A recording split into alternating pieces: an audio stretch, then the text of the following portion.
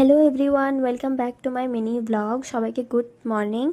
আর এখন বাজে প্রায় 9:30 নাগাদ, আর আমার সব কাজ কমপ্লিট। তো এখানে দেখো মিঠুদের সাথে দেখা করতে এসেছি, আর ওদেরকে গাজর দিলাম খেতে।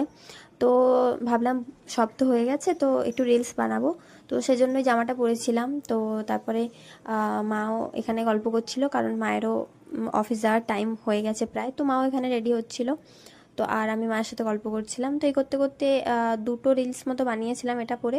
তারপরে চেঞ্জ করে আরেকটা করেছিলাম আর কি রিলস। তো তারপর মা বললো যে মিঠুদের এখানে নিয়ে আয়, আর আমি ভাতটা খাইয়ে দিয়ে যাব।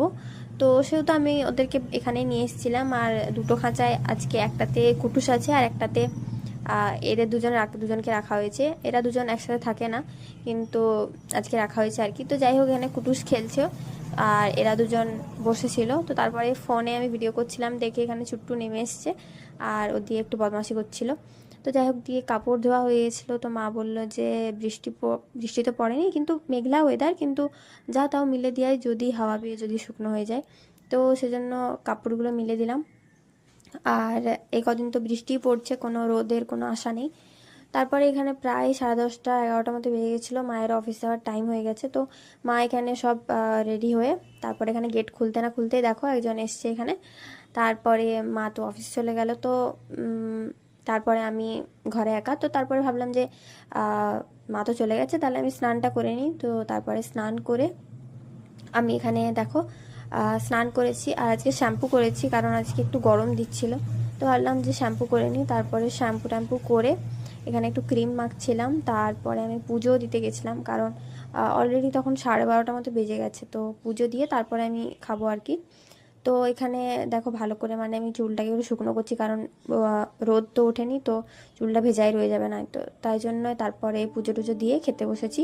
আর আজকে মা সজনে ডাঁটা আলু বেগুন দিয়ে একটা তরকারি আর মাছের ঝোল করে দিয়ে গেছিলো। তো এটা দিয়ে আজকে লাঞ্চ করলাম। তারপরে দেখলাম যে না, মানে বাইরে একটু মেঘ ধরেছে। তো ভাবলাম যে কাপড়গুলো তাহলে উঠিয়ে দিই, নাহলে ভিজে গেলে মা আর আমাকে রক্ষে রাখবে না। তো ছাদে গিয়ে জামাগুলো উঠিয়ে দিলাম।